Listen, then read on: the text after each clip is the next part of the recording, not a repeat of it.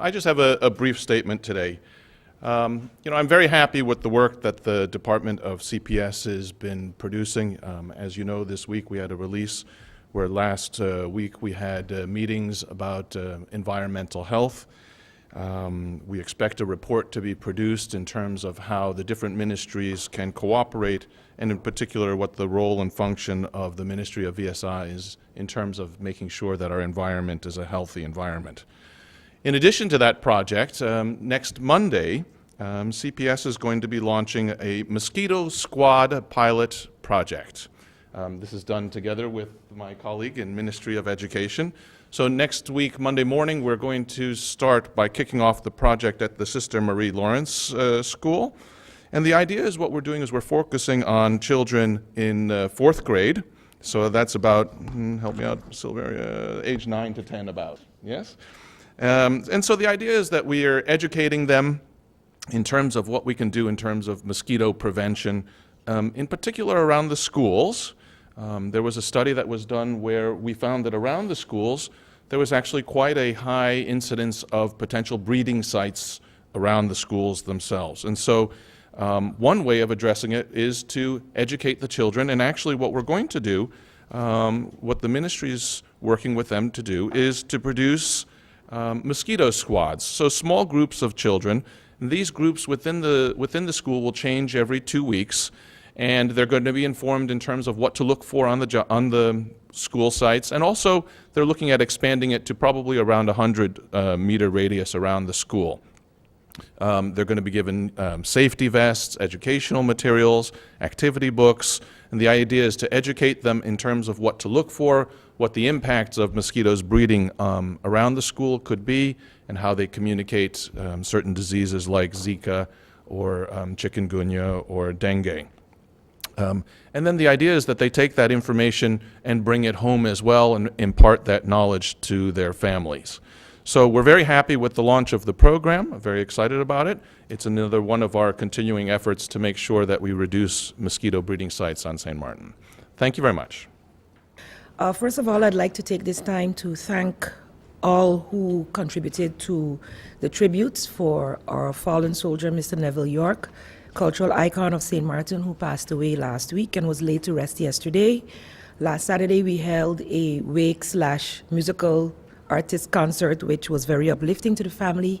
So I'd like to thank all who made that possible within the culture department itself, his staff, the Ministry of Education, Culture, Youth and Sports, as well as to all the artists who took it to heart to come out and pay tribute to him on both days.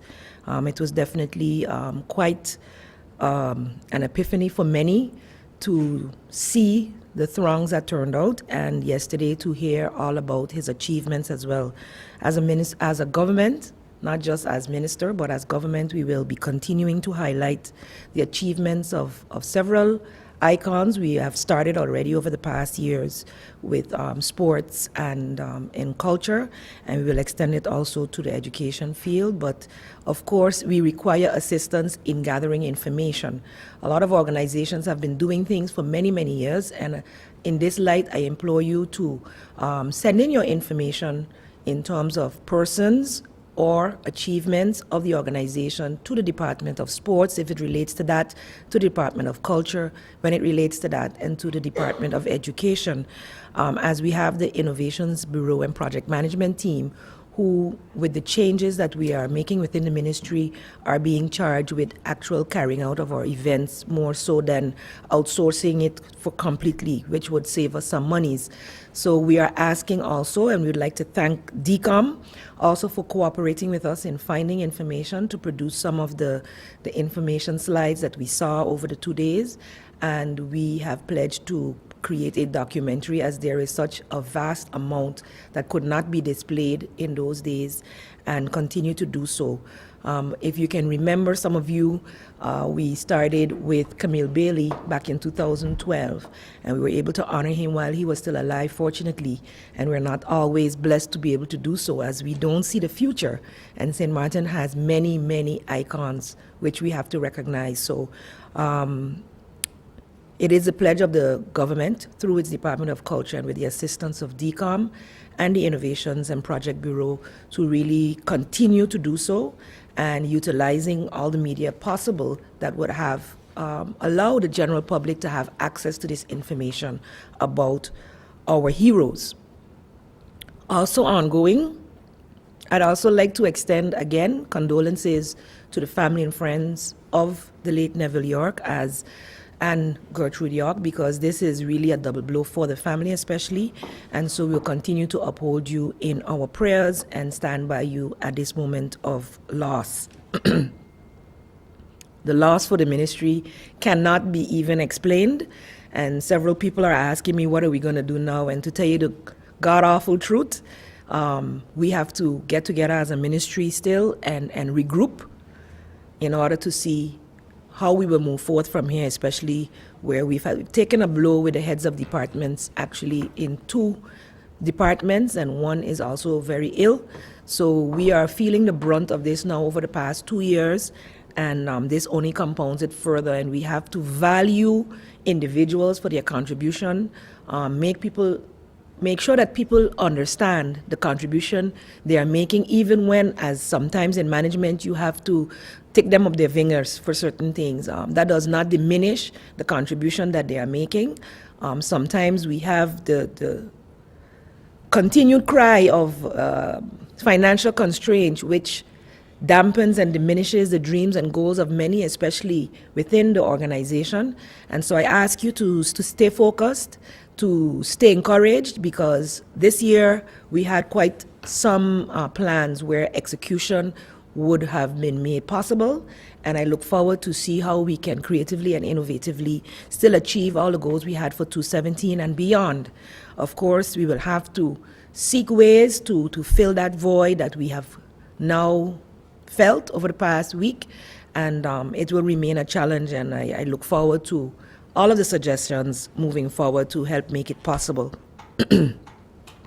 Just yesterday, on another note, the Division of Exams and Inspections, even through these trying times, were unable to be closed because we did close the ministry, but these 2 departments could not close as the FBE exit exams had started yesterday and they had to remain available. This exam started yesterday. The schedules, apparently there seems to have been some type of an issue with scheduling. Not that it affected what happened yesterday. What was on the schedule for yesterday happened, but in perusing, seeing some complaints on social media and investigating last night, it was brought to my attention that the exam that was scheduled for today basically had the same name as the one from yesterday. And so some schools thought that the science exam of the general knowledge portion was yesterday, and so some children were a little annoyed, upset, as well as schools and teachers and parents as well. So we acknowledge that this indeed was an oversight on the part of the ministry, but also on the part of the schools. We have to take responsibility, all of us, for this type of a mistake. The schedules were disseminated since December, and it was not caught by the mistake, quote unquote, was not caught in time to make the changes. So the schedule that went off yesterday was the one that was originally on the schedule. However, general knowledge is split into man and society and science. And on the Dutch version, it was clear that man and society, mens en maatschappij, was yesterday, and today is natuur en techniek or science. But somehow on the English version, it said man and society Tuesday and social studies Wednesday. So some thought then that science was on Tuesday and prepared therefore, but we shouldn't thought and think. If there is any type of a discrepancy, I implore the schools to take the necessary steps to report in due time. Also, once you're sitting the exams, there's a process by which complaints can be logged if any discrepancies within the exams or within the procedure or within any type of anything related to it is noted, and so the school has a responsibility to then report to exams in writing via the forms that have been submitted. The department or the division reported to me last night that no reports of any discrepancies had been reported up to yesterday, but I would implore the schools and the representatives to make sure to send in the process verbal so that we can take the necessary steps as a ministry to address any and all issues related to these exams. a reminder to parents, teachers, and students. These exams are an accumulative of 4 years of preparation minimal. It's not only what you have studied over yesterday, today, or last week. We have been preparing you over the years, and I understand emotions come into play. So as parents and teachers and the schools in this case, we must prepare our children also to handle adversity. We must prepare them to understand that things don't always go the way that we planned for them to go, and to be ready to deal with it on an emotional as well as a physical level. So I asked the parent who called me this morning to lift up her child's spirits, though she's discouraged because she had been mentally prepared to do one test and faced another. The test will continue for the rest of the week, and they should always continue to strive to do the best that they can do in that moment. I also made a visit of the public schools, which fall directly under me, during last week and up to Monday. Yes, Monday, I visited the Prince William Alexander School as the last one, which also has students taking this BA exit exam. And it is mainly to encourage the students to do their best in these moments, because it is not only these tests that will decide what high school they go to, also their achievements over the past 2 years and their general knowledge of what they're doing. So not to allow a momentopname, as they say in Dutch, a picture moment basically of what they're doing today, tomorrow, yesterday, and the rest of the week, to determine or to bring them down if they did not do as well as they know they should. And they should take each test as a new opportunity to prove themselves to be the best that they can be, despite whatever circumstances they may be personally facing or may be going on within their schools, or whatever the case may be. And an issue such as yesterday is one that can easily throw off a child. So I wish them all much success in dealing with these exams. It is but one moment in time, and the rest of your life is ahead of you to readjust your compass, to move forward in the direction in which you are planning to go. So much success to all of them, much success to the schools, and much encouragement to the parents as you boost your children during this. Family law, criminal law, labor law, corporate law, immigration law, electoral law, tax law, environmental law, inheritance law. The law matters to you. A joint venture between the Department of Communication and the University of St. Martin. The lecture series, The Law Matters to You, is aimed at informing and providing the general public of St. Martin about the different laws. We invite you to visit the official government website at www.stmartingov.org for details on upcoming lectures. The law matters to you, bringing the law closer to the people.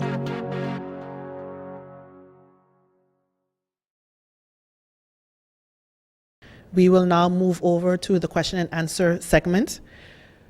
We remind all media personnel to please keep your questions to short and direct queries. We will start with Bibi Hadshaw of SMN News. Thank you, Giselle. Good morning, ministers. Minister Emmanuel, welcome back. I'll first ask you about the development surrounding the St. Martin Housing Development Foundation, and especially a case that I wrote about just about a week ago, where a woman paid a whole lot of money for a home, and when she moved in, this home was actually no good. Are you aware of that case, and can you give us a full update as to the St. Martin Housing Development Foundation? Good morning to you, Bibi. Good morning to all other reporters and everyone else here. Good morning to the people of St. Martin. Yes, I'm very much well aware of the situation that the tenant is facing. Well, I can't say tenant because she's not paying rent. It's a home that she deposited on and paid money for. And it's unfortunate that that's the situation that she's in, but she's not the only one. And since that story you broke or came out on the website, we have had at least 2 other individuals that came to the ministry or to the cabinet with similar complaints, same thing about their homes, with the cracks and the undermining of the foundation and just the manner in which of poor construction. And, you know, when I spoke about the manner in which housing is functioning, the foundation and that there's something fundamentally wrong in the manner in which it's being managed, in the manner in which the board is supervising. Everyone think it's sort of a personal venture, but that's not the case. Something is definitely wrong with the way the St. Martin Housing Development Foundation is dealing and serving people. That's what I'm talking about. The first case with those homes was with the 89-year-old. And now we have the second case, and it seems as if that people are now building up their courage to come and speak out as to the treatment that they have been facing on the hands of the Housing Foundation. And what is the recourse from the Housing Foundation is to blame it on the minister not signing this and not signing that. And they're not having monies to do the necessary repairs. But a couple of weeks ago, they came up with a press release saying that they're going to do repairs. But it's a sad situation. The home is not livable based on the information that I've received from my technical guys, that how could this be new homes? And it's not one of them. Thus far, it's 4 of them, all of them. It's poor construction. There's cracks running within the ring beam and alongside the main pillar column. So that's tell you that something is wrong with the foundation. And the gentleman who came to us up to yesterday complaining about his home, he had to, jackhammer out a 4-foot section of the wall and repair it himself. Numerous complaints, numerous letters, and there's no accountability. So there's no one taking responsibility as to why this and how is this happening. So yes, I know about the situation, and it is something that I'm still working on in terms of asking the board members, requesting the board members to respectfully resign and let us move forward with new members and get the board up and running properly and see where we can move forward with the St. Martin Housing Foundation. Regarding GEBE and I know you were in Parliament and you were lashed with a lot of questions, but are you totally aware of what's taking place with at GEBE? For example, water tanks, their solar panels, and all the other things they're doing. Are you fully up to date? Yes, I am. I'm fully up to date, but that's a broad question. You didn't ask a direct question, but I'm up to date with the water tank situation, the solar panel, and everything else that they're talking about, yes. What about some of the internal issues? Such as? Such as you having conflict of interest, whereby Oising Bureau, a specific Oising Bureau, is now used as the only source to hire workers that were sent home from other Oising Bureau. Well, that has nothing to do with the Ministry of Rummy. That's GEBE internal issues. I don't see no conflict in that. I don't know about it. If they're using Asian bureaus or job agencies to hire personnel to work, that has nothing to do with us here as the Ministry of the Cabinet. Thanks. Andrew Dick of the Daily Herald. Yes, good morning to the ministers, Minister Emmanuel, staying on GB. The water tank situation in Kupakoy Lowlands area. From what we've gathered, you don't want a new site for the water tank. Any reason for this? Of course there's a reason for it, and a number of questions like Ms. Shaw mentioned a while ago relating to GEBE also was posed to Parliament when I was there with the management team, and it's unfortunate again that this is the sort of angle that GEBE is taking to sort of resolve or get what they want in terms of the water tank in Kupakoy. I reserve the right to answer those questions in Parliament. I know the media is going to be there also, but it's not that I don't want a water tank in Kupakoy, is that I believe GB need to be forthcoming as to the reason why and truly why they're asking for this water tank in Kupakoy. Any concern within GB? I don't remember a member of Parliament, Romeo Pantaflet mentioned that there was a company being used that gives financial statements, but is also in charge of the external audit of the company. Is that any concern of you? I don't know nothing about that. I don't know nothing about that. Okay. Minister Lee, labor, the minimum wage, for quite some time you mentioned that you were looking at the possibility of the increase or a study being done. How's that going so far? I don't think I've mentioned Last year, yes, you did. about minimum wage. No, we're looking at the changes to the civil code Okay. to address the abuse of the short-term contracts. But in terms of minimum wage, as far as I know, it's being looked at in terms of indexing to cost of living. But other than that, That's concerned. Okay, thanks. Move over to the second round. Bibi, you have the floor once again. Minister Emmanuel, Parliament asked you about the possible conflict of interest having Mr. Bonkamper being appointed to the board of GEBE. If my memory serves me correct, the chairman of the board of GEBE, isn't he the policy advisor of ROMI? And do you consider that a conflict of interest? My colleague a while ago told me to fix my face because she don't want the newspapers to catch me again with my mouth pushed up and my eyes closed, something that I always do all the time. So I'll just smile at the question that you asked a while ago. Well, you know, if it was a conflict of interest, to my opinion, then it probably wouldn't have been allowed to happen. Again, we got to look at the laws and the rules to see what it is. But if my memory serves me right, I can remember from since the Island Council days that I remember Dollison himself was appointed to the board of GEBE, and he was the director of Arabe down at Vromi. So I don't know. It's probably one of the things we have to really look into. What does the LMA say? You know, what does it say pertaining to high-ranking civil servants being on boards and foundation? It is something that we have to look into. But I guess if it was what it is in terms of being a conflict of interest, the number of high councils that we have in St. Martin, the SAID, the Council of Advice, and all those other agencies would have already spoken out against it. I mean, that's what these institutions are here for, to sort of guide the government and keep us sort of in track when we sort of coming off a track and render their advice.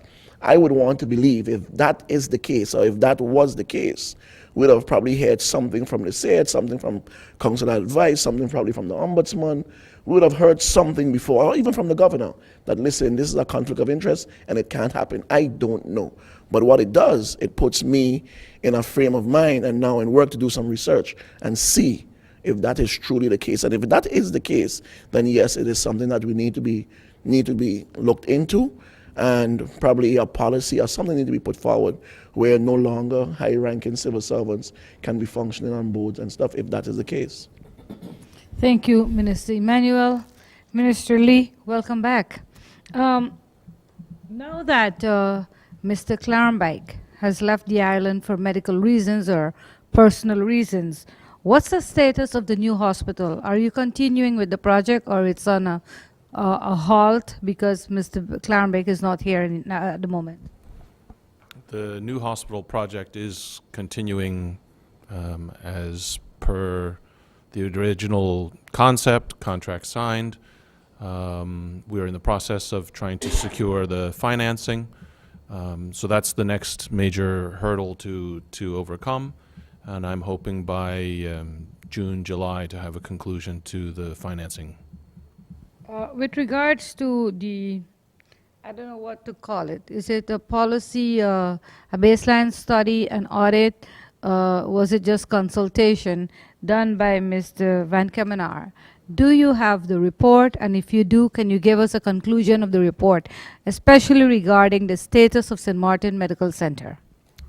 I have received the reports. There's 3 different reports. One regarding, in particular, the licensing of specialists, one regarding the inspectorate, and one regarding the medical center. Those reports have all been sent to the appropriate parties. They are in the process of digesting them, and we're going to have then discussions about the reports, and we'll have discussions about the reports and then decide what to do, how to act upon those reports.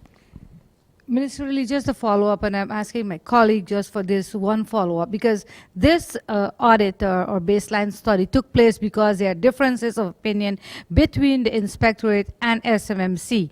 Are you satisfied with the outcome of the audit or baseline study conducted by Van Kemenaar?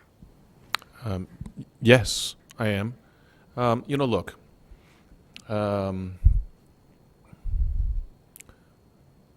the reports that were done, I think, had very positive suggestions. I think they saw opportunities for improvement in our healthcare chain.